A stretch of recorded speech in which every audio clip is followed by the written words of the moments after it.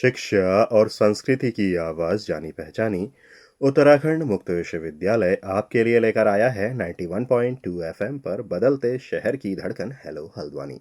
दोस्तों, हेलो हल्द्वानी एक सामुदायिक रेडियो है और इसे उत्तराखंड मुक्त विश्वविद्यालय आप तक 91.2 मेगाहर्ट्ज की फ्रीक्वेंसी पर हल्द्वानी और आसपास के क्षेत्रों तक लेकर आता है। इसके अलावा ऐप के माध्यम से भी इस रेडियो को दुनिया भर तक ये विश्वविद्यालय पहुंचा रहा है। तो आज हम बात कर रहे हैं क्योंकि हमारी जिम्मेदारी हमारे समुदाय के प्रति भी हमेशा से रही है और विश्वविद्यालय के शिक्षार्थियों के प्रति भी रही है। तो आज हम बात कर रहे हैं कुछ शिक्षार्थियों के हित में भी ये बातें हैं, तो साथ ही पूरे समुदाय के हित में भी ये सारी बातें रहनी हैं। तो आज हम बात करेंगे डॉक्टर ऋतंबरा नरवाल से, जो कि उत्तराखंड मुक्त विश्वविद्यालय के लोक प्रशासन विभाग में बतौर सहायक प्रोफेसर हैं। तो अभी कुछ वक्त पहले इन्होंने उत्तराखंड युवा विधानसभा, जो कि युवा आह्वान द्वारा आयोजित की जाती है, उसमें प्रतिभाग किया था। तो इनके अपने अनुभव कैसे रहे और ये जो संस्था है या फिर ये जो युवा विधानसभा है, ये क्या कार्य कर रही है और किस तरीके से ये कार्य कर रही है और इसका अपना जो पृष्ठभूमि है वो क्या रही है, तो इस बारे में हम बात करेंगे। तो सबसे पहले तो ऋतंबरा जी, आपका बहुत बहुत स्वागत है स्टूडियो में। धन्यवाद सर। आप सभी को मेरा सादर नमस्कार। जो उत्तराखंड युवा विधानसभा है, ये क्या है? युवा आह्वान द्वारा जो संचालित की जा रही है, ये क्या है और इसका जो स्थापना कब हुई और इसकी पृष्ठभूमि क्या है? युवा आह्वान में अभी मैंने विधानसभा उपाध्यक्ष के तौर पर सदन को मैंने चलाया और मुझे यहाँ पे सीखने का एक मंच मिला है कि किस तरीके से लोकतांत्रिक व्यवस्था चलती है और किस तरीके से वाद विवाद और अनुशासन के साथ सदन को चलाना, ये मेरे लिए एक बहुत बड़ा अनुभव था, जिससे कि मैं आज यहाँ पे बात कर पा रही हूँ। तो सबसे पहले हम बात करते हैं युवा आह्वान की। The call of youth. युवा आह्वान युवाओं का एक समूह है जो कि एक रजिस्टर्ड ट्रस्ट भी है। यह संस्था 2018 से युवाओं को एक मंच देने का काम कर रहा है और युवा आह्वान जो है ये प्रदेश के जितने भी ज्वलंत मुद्दे हैं, और हमारा जो उत्तराखंड प्रदेश है ये नवीन प्रदेश है, नया राज्य है। तो इस लिहाजे से इसमें जो हमारे राज्य की समस्याएं हैं, जो हमारे यूथ हैं वो अपने राज्य को लेकर क्या सोचते हैं, इसलिए ये युवाओं को एक मंच प्रदान करता है। तो जैसे आपने बात कही कि ये जो युवा आह्वान है, ये कब से शुरू हुआ और किस तरीके से इसमें जो कार्यविधि है वो होती हैं, और जैसे हम बात करें कि इस स्थापना के पीछे जो उद्देश्य रहा है मुख्य, वो उद्देश्य क्या है और किस तरीके से ये आगे अपना कार्य लगातार करता जा रहा है? सबसे पहले हम बात करते हैं कि उत्तराखंड एक पर्वतीय राज्य है।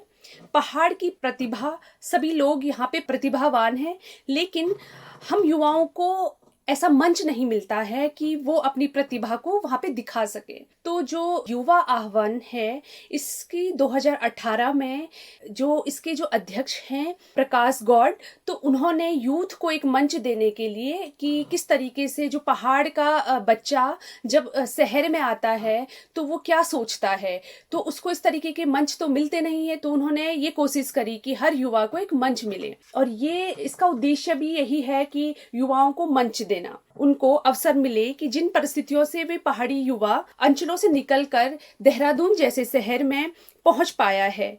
हमने देखा है कि पहाड़ों में बहुत सारे युवक और युवतियां हैं, उनके पास अवसरों का अभाव है, लेकिन उनमें प्रतिभा की कमी नहीं है।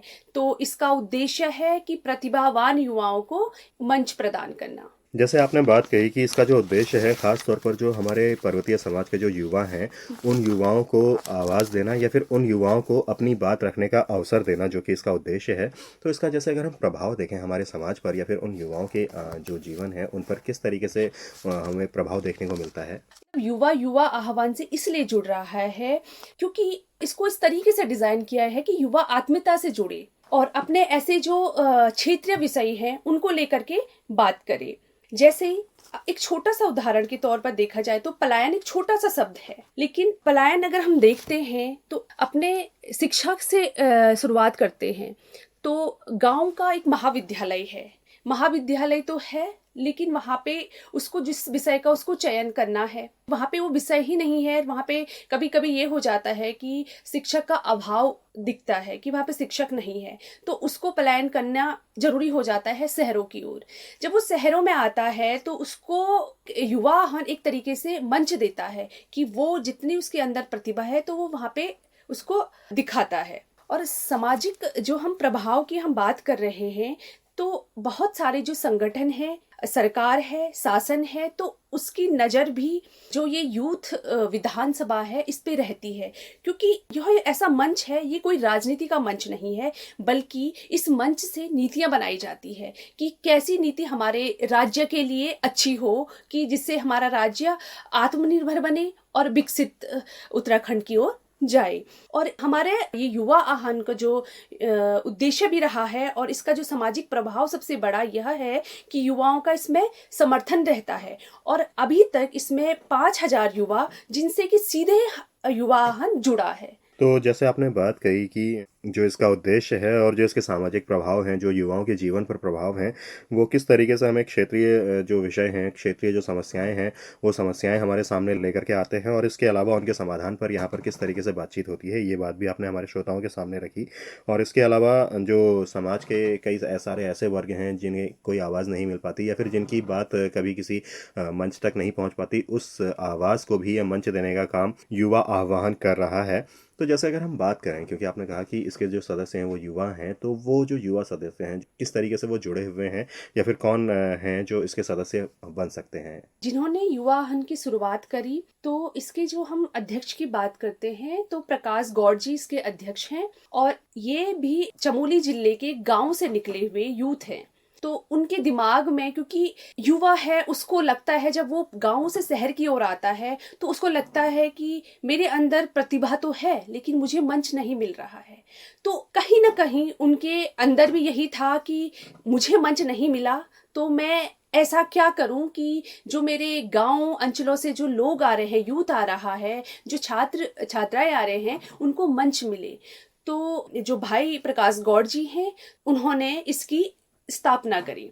तो इसके जो निर्देशक हैं रोहित ध्यानी जी, ये इसको पूरा यूथ असेंबली है, इसको किस तरीके से इसका निर्देशन किया जाता है तो ये पूरा रोहित ध्यानी जी इसको देखते हैं। उपाध्यक्ष हैं ईश्वर बिर्स जी, और जो इसके सचिव हैं वो लक्ष्मण नेगी हैं, और कोषाध्यक्ष प्रशांत बडोनी। और जो इसका पूरा जो लीगल देखते हैं तो वो कुलदीप सेमवाल जी हैं, और जो इस पूरा मंच का जो संचालन कर रहे हैं वो सौरभ ममगई जी हैं। और इसके अतिरिक्त भी पूरी जो युवा आह्वान की टीम इसमें काम करती है। इनमें कहीं भी कोई पद को लेकर के कोई काम नहीं करता है। ये सिर्फ एक, जब ये यूथ असेंबली चलती भी है तो इसमें ये नहीं देखा जाता है कि अध्यक्ष है, उपाध्यक्ष है, सचिव है।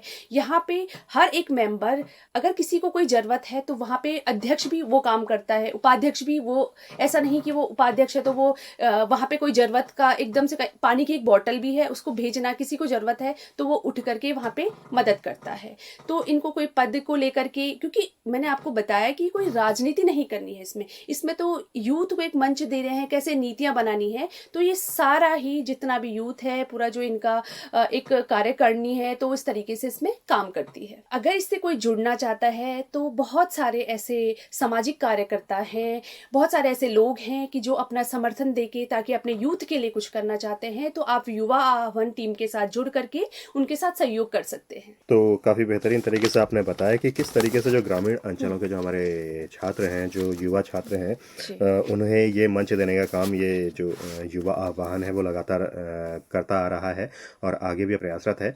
और इसके सदस्य कौन कौन है, इस बारे में भी आपने हमारे लिसनर्स तक जानकारी पहुंचाई, और साथ ही अगर कोई इससे जुड़ना चाहे तो वो कैसे जुड़ सकता है, इस बारे में भी आपने हमारे श्रोताओं को बताया। अब अगर हम बात करें कि अब तक का, जैसे आपने कहा कि कई सारे जो विषय हैं, जैसे एक पलायन का विषय आपने हमारे सामने उदाहरण के स्वरूप में पहले भी रख दिया था, तो ऐसे और कौन से विषय हैं जिन पर अभी तक का यहाँ पर चर्चा हुई है और उनके जो परिणाम हमें देखने को मिले हैं हमारे समाज पर, वो कैसे देखने को मिले हैं? युवा आह्वान में हर साल इस तरीके से कार्यक्रम का आयोजित करती रहती है यूथ असेंबली। तो 2018 से ये असेंबली शुरुआत हुई थी इसकी, और 2018 में सबसे पहले जब हम बात करते हैं, इसका जो विषय था कि पलायन को कैसे रोका जाए। और जब ये विषय, जब उस सदन में इसकी चर्चा हुई तो उसके बाद पलायन आयोग का गठन हुआ। तो उस गठन के बाद, क्योंकि युवा आह्वान किसी पे दबाव नहीं बनाता है, लेकिन जो सत्र चलते हैं इनके 3 दिन के, तो उसमें इस तरीके से चर्चा, वाद विवाद, मंथन जब होता है तो सरकार और शासन उस पे अपनी नजरें पहले से देखती है। तो इसका भी एक परिणाम कह सकते हैं कि हम ये नहीं कहता है युवा आह्वान कि हम किसी पे दबाव बना रहे हैं।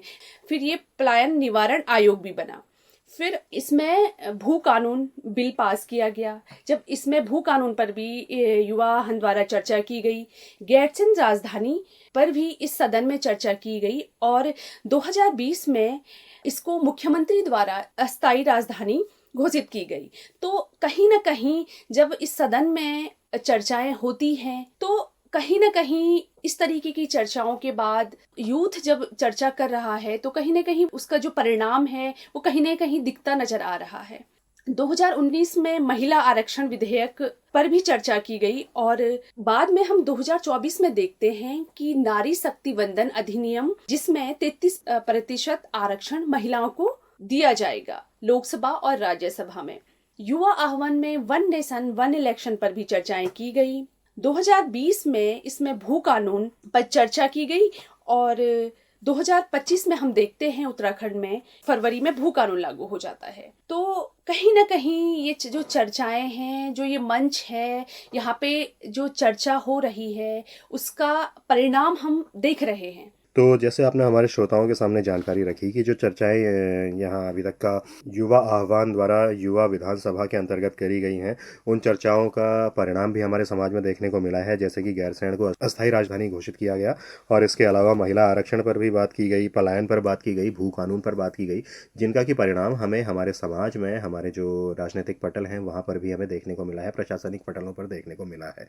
तो जैसे अगर हम बात करें, क्योंकि इस वर्ष भी यहाँ पर आपने जैसे प्रतिभाग किया युवा विधानसभा में, तो यहाँ पर जो चर्चा के विषय थे वो क्या रहे हैं और किस तरीके से आगे आने वाले भविष्य में आप उम्मीद करती हैं कि उन चर्चाओं पर परिणाम मिलने के आसार हमें देखने को मिले? जो चर्चा हुई, जो इससे पहले भी जो चर्चाएं हुई, तो उसके परिणाम जो मैंने अभी आपको बताया कि किस तरीके से उसके परिणाम भी निकल के आ रहे हैं। मैं जब यहाँ पे गई तो मुझे लगा कि सच में ये ऐसे वक्ता यहाँ से निकल के जा रहे हैं जो हमारे प्रदेश की राजनीति को लेकर के, हमारे सामाजिक कार्यों, शिक्षा को लेकर के, स्वास्थ्य को लेकर के जागरूक हैं और इस पे पूरे बात कर रहे हैं। तो इस बार मेरा सौभाग्य था कि मैं इस यूथ असेंबली में मैंने प्रतिभाग किया और मैं पूरी युवा आह्वान टीम को धन्यवाद भी देना चाहूँगी कि उन्होंने मुझ पे भरोसा जता करके मुझे विधानसभा उपाध्यक्ष के रूप में ये दायित्व मुझे दिया। और जब मैं वहाँ पे गई और बैठी उस चेयर पे तो मुझे लगा कि सच में जो सीट है वो एक अनुशासन और एक लोकतंत्र की जो छवि मैंने वहाँ पे देखी, तो मुझे उससे सीखने को बहुत कुछ मिला। और जब वहाँ पर यूथ असेंबली के जो विषय थे, जो ये 24, 25 और 26 फरवरी को देहरादून में ये असेंबली हुई और इसमें जो पहले दिन 24 फरवरी का जो फर्स्ट डे का जो सत्र चला, उसमें आत्मनिर्भर उत्तराखंड से विकसित उत्तराखंड की ओर बढ़ता उत्तराखंड पे चर्चाएं की गई। माननीय प्रधानमंत्री जी का विजन भी है कि 2047 तक हमें विकसित भारत बनाना है। तो विकसित भारत बनने से पहले हमारा राज्य इसकी शुरुआत कर रहा है और इस बार का जो विषय भी था कि आत्मनिर्भर उत्तराखंड से विकसित उत्तराखंड की ओर। तो युवा आह्वान एक गिलहरी की तरह प्रयास कर रहा है कि उत्तराखंड को आत्मनिर्भर उत्तराखंड बनाया जाए और इसमें युवाओं ने शिक्षा को लेकर के, स्वास्थ्य को लेकर के, स्टार्टअप को लेकर के बात करी कि हम गाँव में रह करके अपने उत्तराखंड को विकसित उत्तराखंड की ओर लेके जाएंगे। दूसरे दिन 25 फरवरी की हम बात करते हैं तो 25 फरवरी को उत्तराखंड का ज्वलंत जो मुद्दा था परिसीमन का, कि जो उत्तराखंड में जो परिसीमन भौगोलिक क्षेत्र बनाम जनसंख्या दबाव, परिसीमन एक ज्वलंत मुद्दा है। जो हमारे उत्तराखंड के यूथ हैं और जो हमारे उत्तराखंड ओपन यूनिवर्सिटी के शिक्षार्थी हैं वो भी इस विषय को अच्छे से समझें। तो परिसीमन का उद्देश्य है प्रतिनिधित्व स्थापित करना, ना कि क्षेत्रीय असंतुलन स्थापित करना। उत्तराखंड एक विशिष्ट जो हमारी भौगोलिक संरचना वाला राज्य है। अगर यहाँ परिसीमन केवल जनसंख्या के आधार पर किया गया है तो यह लोकतंत्र का नहीं, केवल गणित का वर्चस्व होगा। यह राज्य जनसंख्या घनत्व का विषय नहीं है, बल्कि यह विषय है कि हमारी जो भौगोलिक जटिलताओं का है, आपदाओं का और सीमांत सुरक्षा का है। यदि सीटें जनसंख्या के आधार पर बांटी गई तो मैदानों में भी सीटें बढ़ेगी, जबकि पहाड़ों में इसकी सीटें घट जाएंगी। प्रतिनिधित्व बढ़ेगा, विकास होगा, रोजगार के अवसर बढ़ेंगे। और पहाड़ों में बढ़ेगा तो सिर्फ घोस्ट विलेजेस की संख्या बढ़ेगी। फिर केवल घोस्ट विलेज नहीं, घोस्ट डिस्ट्रिक्ट होगा, घोस्ट ब्लॉक बन जाएंगे और ऐसी नौबत आ सकती है। तो वही कहावत हो गई है कि पहली 6 बुडली गीतवार, अब नाती 6 हुएगी। पहले ही पहाड़ पलायन की मार झेल रहा था, अब प्रतिनिधित्व की मार भी झेलेगा। डेटा की बात करते हैं तो 2002 में पहाड़ों में 40 सीटें थी, जो 2007 में 36 हो गई। अब 26 होने का आसार है। क्या यही विकास है? पहाड़ों में एक विधायक को अपना क्षेत्र तय करने में 150 किलोमीटर की यात्रा करनी पड़ती है, जिसमें बहुत सारी आपदा संभावित साइट्स भी आती हैं। अगर हम अनुमान लगाएं तो कैसे वो इतना बड़ा क्षेत्र विकास कर सकेगा? और दूसरी ओर ध्यान ले जाया जाए तो हमारी जो आंतरिक सुरक्षा का भी मामला है। अगर हम बात करते हैं चमोली, पिथौरागढ़ और उत्तरकाशी जैसे जिले जो अंतर्राष्ट्रीय सीमा साझा कर रहे हैं, कम प्रतिनिधित्व से सीमावर्ती क्षेत्र हैं, उन पर कम ध्यान दिया जाएगा और राज्य ही नहीं, पूरा प्रदेश की सुरक्षा पर एक बड़ा सवाल खड़ा हो सकता है। अगर परिवर्तीय राज्यों की बात की जाए तो जम्मू, अरुणाचल जैसे राज्यों में 10,000 से लेकर के और इन सभी जो मुद्दे थे, इनका केवल एक ही उपाय है कि परिसीमन में राज्य में केवल जनसंख्या न देखकर भौगोलिक परिस्थितियों को भी पैमाना बनाया जाए, ताकि पहाड़ों का भी सम्मान, प्रतिनिधित्व हो सके। तीसरे दिन जो युवा विधानसभा में जो चर्चा हुई वो उत्तराखंड में सतत विकास, पर्यावरण सुरक्षा और संरक्षण बनाम बढ़ती आपदाएं। क्योंकि हमारा जो उत्तराखंड राज्य है वो प्राकृतिक सौंदर्य से घिरा हुआ, हिमालय जिस देश में हो, जो देवभूमि जिसे कहा जाता है, ये देवभूमि के साथ साथ यहाँ पे जो आपदाएं हर दिन एक पहाड़ी राज्य को झेलनी पड़ती है, वो एक चिंताजनक विषय ही नहीं, हर किसी को एक डर रहता है, आज बारिश है, कल हम सुरक्षित रह पाएंगे जो पहाड़ी जिले हैं।